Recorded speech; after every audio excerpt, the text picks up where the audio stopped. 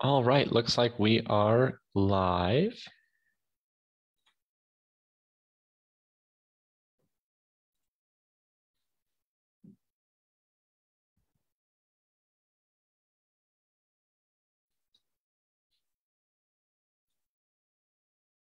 All right, so I'm just getting ready here. We'll wait for a few to join us to start talking. Got a few people viewing already. So welcome to those of you who are here and with us. Go ahead and leave us a comment. Iman, hi there, doing well. How are you? Good to see you.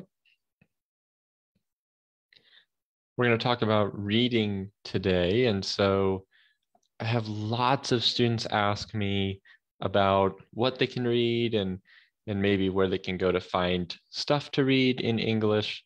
And so we're going to talk about that a little bit today.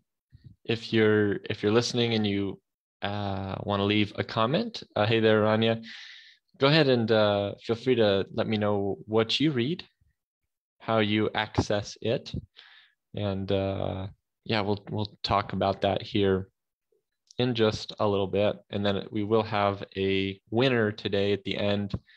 That will be for a 2-week subscription to Wall Street English. And so if you want to check us out, that would be a great way. So listen in for that question at the end. And if you get that answer right and you're the first person to get it right, you can win something with us.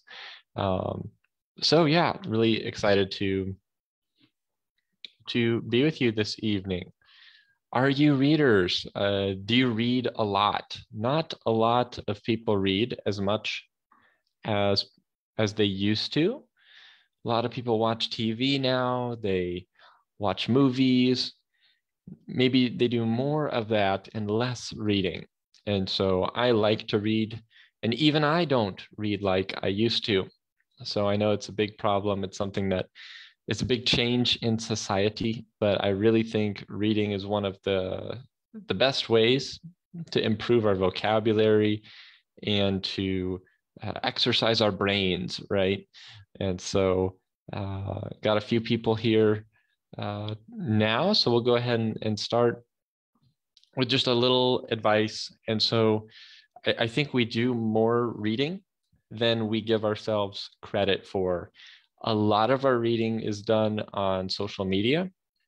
And so maybe you like social media, maybe you dislike it. We all have to live with it, right? And so a lot of us do some measure of scrolling every day. I only have Facebook. I don't use other apps for social media, but maybe you use Instagram, maybe you use Twitter. I encourage you to try dedicating one of your social media apps to just English, because we already use that a lot. And so one of the tricks to reading and to liking reading in English is to read what you enjoy reading already in your language. So if you like reading in French and you like reading romance novels, maybe you should try, your goal should be to read a romance novel in English. Okay, maybe if you like reading social media, you should try to read that in English.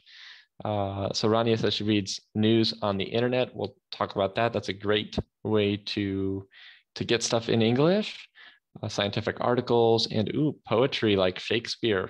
All right, good. We need more poetry fans in this world, right? So there's some places you can go. Poetry Foundation has lots of good poetry. So you can look into maybe just off the top of my head, Robert Frost has some great poetry. Walt Whitman, classic American poet. And of course, there's lots of great British poets as well, and Scottish and Irish. But I know maybe American ones better. I will not give a whole live on poetry, though. So I should talk about, but I can be derailed when you ask me about poetry. So yeah, lots of things that we can read. Would probably start by saying maybe I would think Twitter would be a great one to a great social media platform to use for just English. So that would mean, of course, you use Facebook for lots of things, and you've got maybe your French or your Arabic stuff coming at you when you scroll, and you can like English things as well. And so maybe you're going to eventually read some more in English as you adapt and as you learn more English. But what if you started a Twitter account and you only went for things that were in English? Would that be an interesting challenge to you? So that when the notifications come to your phone, they're coming in English. And when you click on that app and use it, it's 100% English practice. So because we already trained our brains to use social media, maybe it would be an opportunity to use it and read English daily. That would be a great way to start. Also want to let you know, I'm going to post these links. I have a bunch of links to use, but that's my first piece of advice. Get social media in English. After that, I would encourage you to look into BBC's Learning English. There's a lot of reasons for that. So if you've never used it before, BBC uses, they give their news in English 100%, but they also have an app that helps you learn English using their news. So you can do a test where you find out your reading level, and then you can read the news at your learning level, at your reading level. That's really great, because if you're a beginner, you don't want to read complicated articles, but BBC is making it simple for you. And so they're helping us practice and learn English at our own level. So you can check that out with BBC's Learning English app. And so I'll post all these links when I'm done. You can also read news about anything, about technology, about the weather, current events. You have lots of choices there, and it's all in English at your level. Yeah, Ayman, I think you're mentioning just coding in general. So when you're working, if you're in IT, you're going to be using English coding. You're going to be reading in that, and you're going to be typing in that. So that's great practice. Music as well, good. Motivated videos. Yes, those are all great tools there. So maybe you don't like the news, maybe you don't enjoy it. And guess what? If you don't enjoy reading the news in your native language, you might not enjoy it in English. And that doesn't mean that you're not good at English or you don't enjoy English. But just remember your personality. It's going to be pretty much the same, and your likes and dislikes will be a lot the same. And so if you're a movie lover, you might end up going more towards movies and less towards news. But I want to also encourage you, if you're a beginner reader, you can watch, or you can read stories for children. And this is so good for your vocabulary and so good for your learning. If you have children, you can read the stories to your children. But children's stories are great because they describe basic things. They're not going to be overly complicated like a novel would be. So reading short stories for children is a great exercise. They're also not very long, so they don't demand a lot of your time. And so you can do it in one evening and you can finish it. And so you can read the news. You can also read stories for children. And there's also different kinds. You can have simple stories for children. You also have the old fairy tales, like things like The Little Mermaid, which are a little bit longer, and they use more older advanced language. And so if you're an advanced English speaker and you say, well, what do I read? Fairy tales are a great place to start. And they will, if you're like me, I love stories, I love fairy tales. And so those are the kind of things that I really enjoy if I have a free evening, to spend some time reading some old things that are it's quite fun for me. So you can have short stories and then maybe fairy tales as well. You also have a lot of free stuff on the internet to read. And so I will post these links, but you have two of my favorite websites in the world. One of them is Project Gutenberg, and one of them is LibriVox.org. So I'm going to post these in a comment now so that you can see them. So let me just put them there, because Gutenberg and LibriVox may be difficult to spell. And so there they are. Okay, there's a comment below Rania's that you can look at there. Okay, I think that's right. And yeah, so what's great about Project Gutenberg, if you click on that, you would be able to see all sorts of free ebooks to read. You can read them online, and you can also download them if you have a Kindle. They have a free way to read them on your Kindle or your phone or whatever device you have. And so you can find thousands of free books, and I personally recommend Frederick Douglass. Okay, he's my favorite author there on Project Gutenberg, and you can read his books for free. So he is an old 1800s. He was born a slave in America, and he ran away and became free. He taught himself how to read and write, became a lawyer and an advocate for freedom. And he was one of the biggest influences of abolition. And so he's one of the people before Abraham Lincoln in American history. And so anyways, really enjoy his story. And so his name is Frederick Douglass, and you can find his books for free. Okay, it's so cool. You can find them for free on Project Gutenberg. You can also have someone read them to you for free, because the link below that, LibriVox, volunteers read these books for free. So what's great about that is you can read a chapter, okay, and then you listen to it later, and you read and you listen to it later, and that helps us remember. It also helps us understand and comprehend. So some people I know will open the book and they'll read it and listen at the same time. Other people like me will read a chapter and then listen to it a few weeks later. So there's a couple different choices there.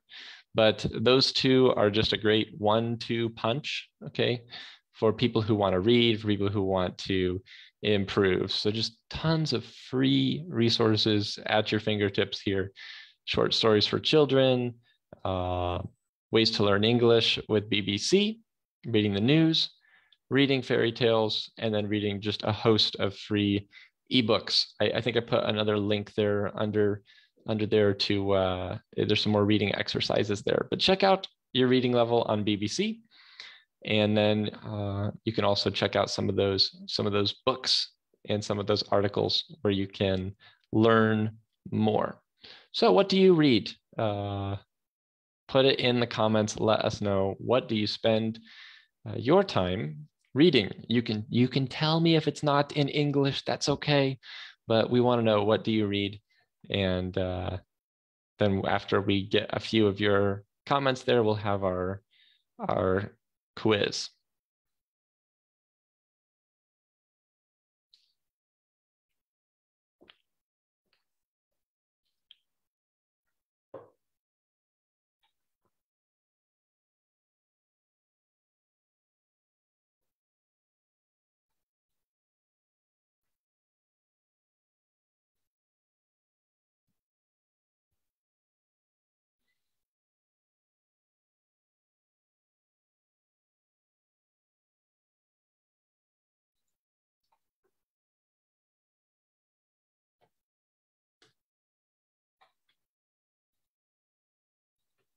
Go ahead and throw the Poetry Foundation subtitles of films. All right, Iman. Yes, that's one way we read. Yes, good. All right.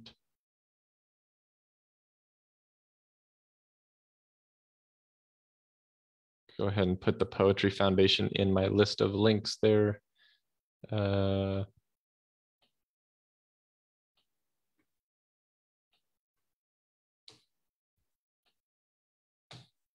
Okay, now it's in there.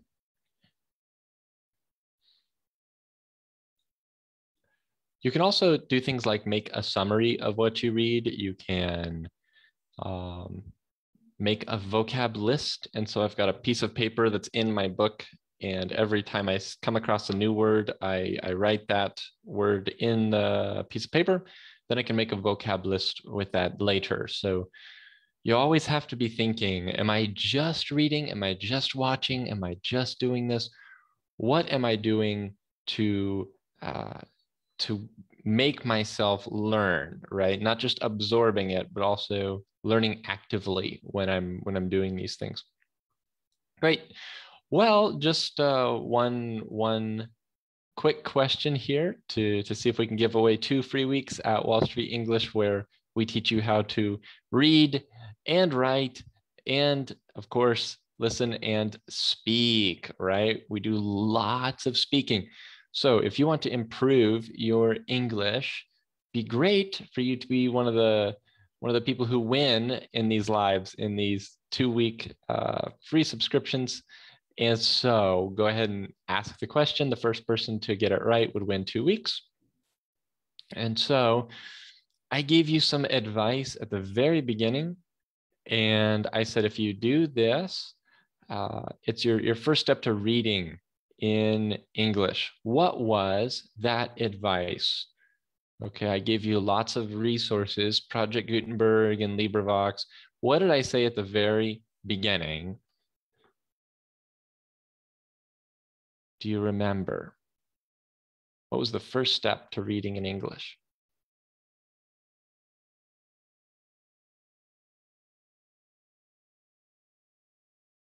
Ah, Rania, stories for children. It's close, but there was something before that. If you remember, I said it's something we do a lot of reading already. Okay, not books. Although I love books and I hope you read them. Yes. I said there's something you can do 100% in English.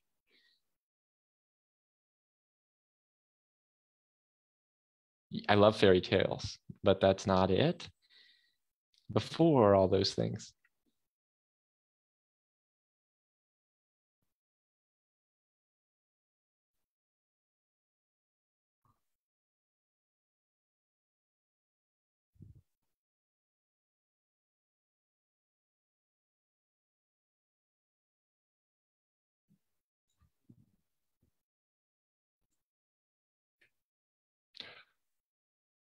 Okay, so I did say BBC Learning English, but before that.